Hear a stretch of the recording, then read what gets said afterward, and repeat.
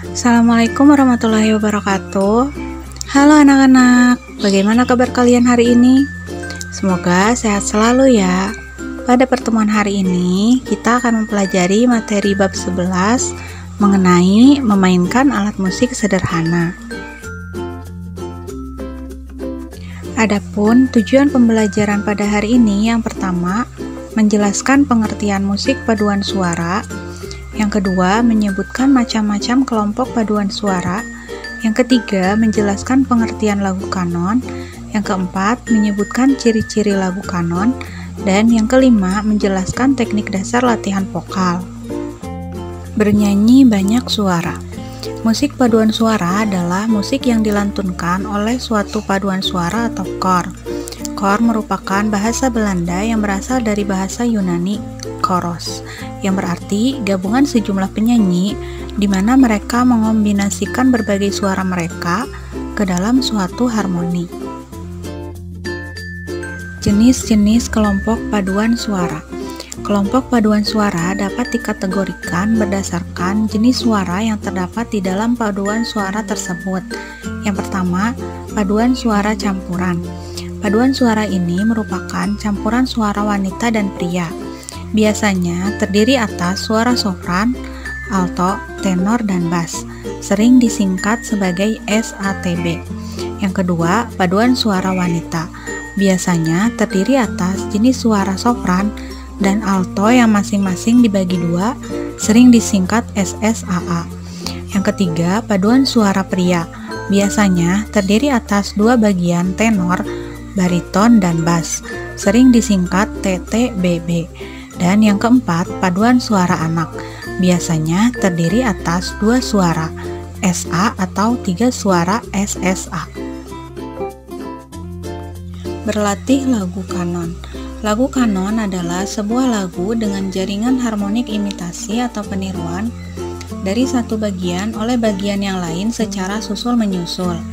Bila kita menyanyikan sebuah lagu secara kanon, maka akan terbentuk nyanyian bersama yang terdengar seperti menggunakan dua suara atau lebih, sehingga terbentuk suatu harmoni. Ciri-ciri lagu kanon diantaranya sebagai berikut. Yang pertama, dinyanyikan oleh dua orang atau lebih. Yang kedua, sering ditampilkan pada kegiatan kepramukaan. Yang ketiga, biasanya dinyanyikan dengan cara susul-menyusul. Sebelum bernyanyi yang baik dan benar, tentu saja kita harus menguasai teknik menyanyi yang benar. Dengan teknik yang benar, kita dapat menghasilkan suara yang berkualitas. Berikut adalah dasar-dasar latihan vokal yang dapat kita lakukan. Yang pertama, melatih artikulasi. Melatih mengucapkan kata dengan jelas dan benar, lanjut sampai mengucapkan kata yang rumit. Yang kedua, melatih kekuatan suara. Kekuatan suara berhubungan dengan pernafasan. Jika pernafasan bagus, baik, dan benar, maka kekuatan yang dikeluarkan dari suara bisa dilakukan. Yang ketiga, melatih teknik vibra. Vibra terjadi akibat adanya kontraksi pada pita suara. Selanjutnya, melatih teknik pernafasan. Menurut jenisnya, pernafasan dibagi menjadi 3 jenis. Yang pertama, pernafasan dada. Pernafasan jenis ini cocok digunakan untuk lagu dengan nada yang rendah. Yang kedua, pernafasan perut. Pernafasan jenis ini tidak cocok jika digunakan untuk bernyanyi karena udara yang terhirup hanya sedikit sehingga udara yang tersimpan akan cepat habis. Yang ketiga, pernafasan diafragma. Pernafasan ini adalah pernafasan terbaik jika digunakan pada saat bernyanyi.